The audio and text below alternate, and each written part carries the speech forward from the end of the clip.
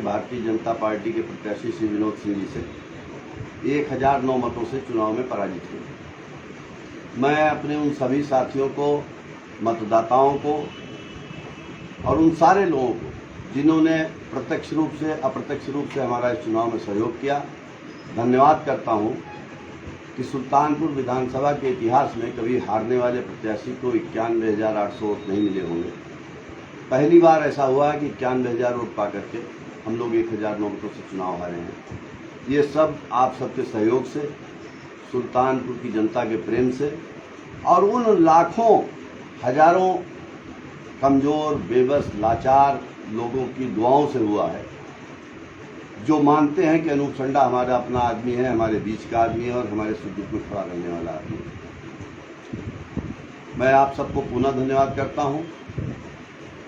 लोकतंत्र है, लोकतंत्र में चुनाव लड़ने पर जीतना या हारना चुनाव की प्रक्रिया का एक अंग है और मेरा मानना है कि राजनीति में जिसको हार को हंस करके बर्दाश्त करने की क्षमता न हो, उसको चुनाव नहीं लड़ना चाहिए। चुनाव लड़ना बहुत बड़े दिल वाले लोगों का काम है और हारने के बाद मुस्कुराना उससे भी बड़े दिल वाले लोगों का काम है। और मैंने कोशिश की है कि आपको कहीं अपने प्रत्याशी, अपने साथी अनूप संडा की वजह से सर झुका करके लोगों से न मिलना पड़े। कल भी मैंने अपने साथियों से कहा जो बहुत दुखी थे, मायूस थे, उदास थे, कि सर उठा करके जाइए, कंधे उठा करके जाइए। चुनाव हारे हैं, हौसला और हिम्मत नहीं हारे। हम आपके संघर्ष में, आपके सुख दुख में, आपके हक की लड़ाई में हमेशा आपके साथ आगे भी रहेंगे। चुनाव का परिणाम कुछ भी हो, लेकिन चुनाव जीवन नहीं होता है। चुनाव राजनीतिक प्रक्रिया का, लोकतांत्रिक प्रक्रिया का एक अंग है।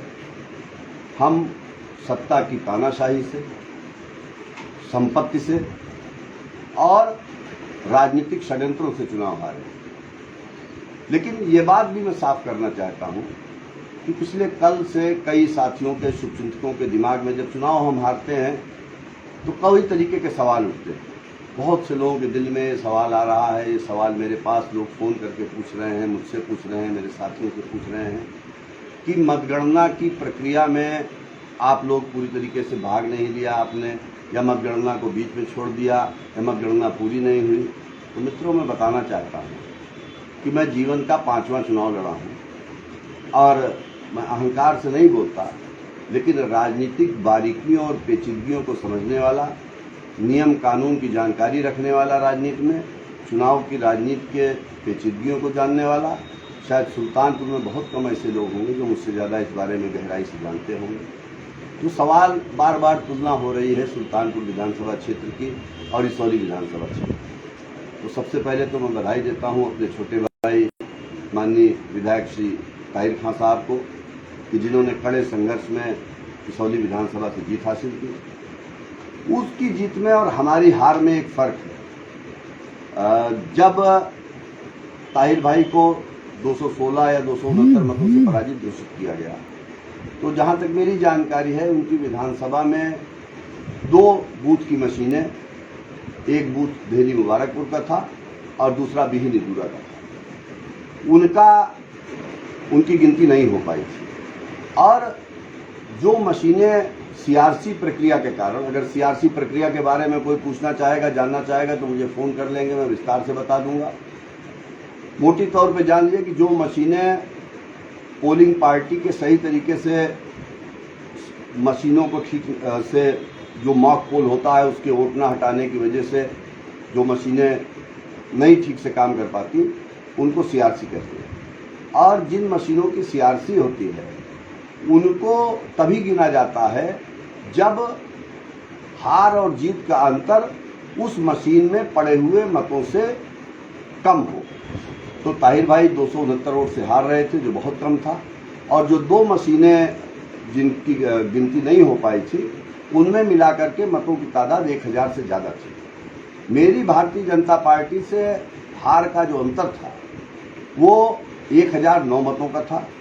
एक बूथ संख्या 60 जो हमारे विधानसभा के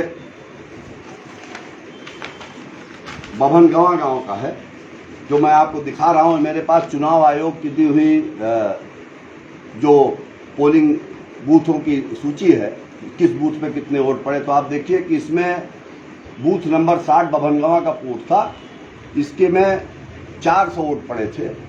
इसमें इसका रिजल्ट बटन खराब हो गया था, इसकी वजह से इसकी गिनती शुरू में नहीं हो पा रही थी। इस मशीन के वीवीपैट पर्चियों को निकाल करके हमारे साथी मोहम्मद जकी खां पूर्व प्रधान हैं ताजपुर के, उनकी देखरेख में और हमारे परौपुर के पूर्व प्रधान मंसूर खान और कुलई भाई की देखरेख में उनकी काउंटिंग हुई और उसमें हम लोग 166 वोट पाए और भारतीय जनता पार्टी को 158 वोट मिला, यानी 8 वोट से मात्र हमारी बढ़त हुई। उसके अलावा एक बूथ 193 नंबर का बूथ था जो कटावा गांव का था, 193 नंबर बूथ, और इस बूथ पे मात्र 558 वोट पड़े थे। तो इस बूथ की अगर हम काउंटिंग की मांग करते, चूंकि हमारे हार का अंतर 1009 मतों का हो रहा था, तो अगर हम इसकी कोशिश भी करते तो नियमों के हिसाब से इस मशीन की काउंटिंग नहीं होती। अगर काउंटिंग हम करवाते भी तो इस मशीन में ज़्यादा से ज़्यादा 560 वोट थे।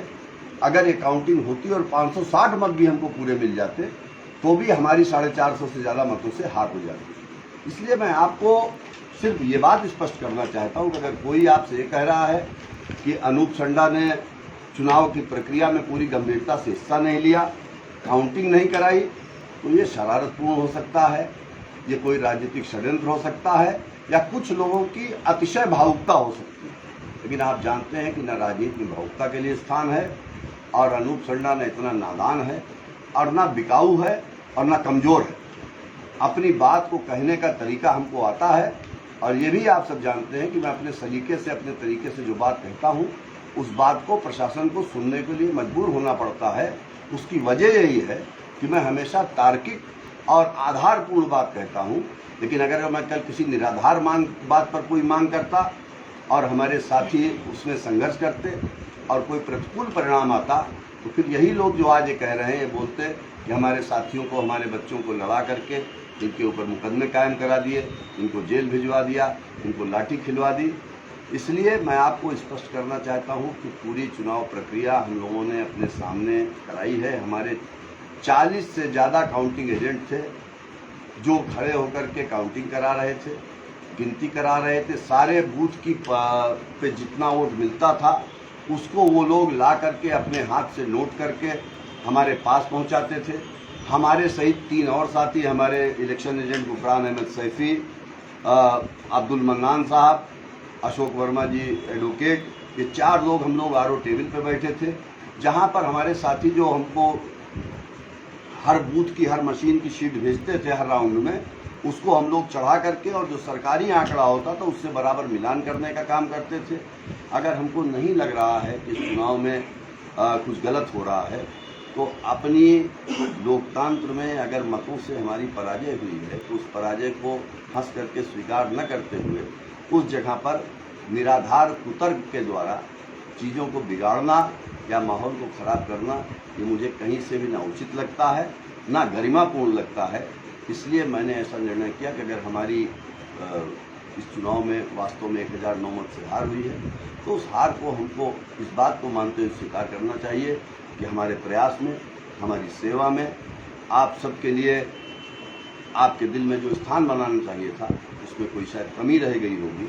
आगे हम लोग ये प्रयास करेंगे कि इतनी और भी लोगों के दिल में जगह बनाएं, जिससे कभी भी ऐसा ना हो कि कुछ वोटों के अंतर से हम लोगों को चुनाव हारना पड़े। हम सब चुनाव हारे हैं, हिम्मत और हौसला नहीं हारे हैं। समाजवादी आंदोलन, समाजवादी विचारधारा, गरीबों, मजलूमों, कमज़ोरों के संघर्ष को हम लोग हमेशा आगे बढ़ाते रहेंगे। और आप सबके, जिन्होंने हमारा साथ नहीं भी दिया, अगर उनके ऊपर भी कोई जुल्म ज्यादती होगी तो उनके भी हक की आवाज़ को उठाते रहेंगे। और अपने संघर्ष के बारे में, अपनी सेवा के बारे में अगर मुझे कोई सफाई देनी पड़े तो मुझे अपनी खुद लगता है कि मेरे प्रयासों में कोई कमी रही, कि लोगों को अगर कोई शंका है तो मैं इन्हीं शब्दों के साथ अपनी बात समाप्त करूंगा। पुनः एक बार जिन साथियों ने हमको सहयोग किया, जिन मतदाताओं ने सहयोग किया, जिन लोगों ने प्रत्यक्ष रूप से, अप्रत्यक्ष रूप से सहयोग किया, मैं सबको बहुत बहुत धन्यवाद देता हूँ। जय हिंद, जय समाजवाद, जय अखिलेश यादव।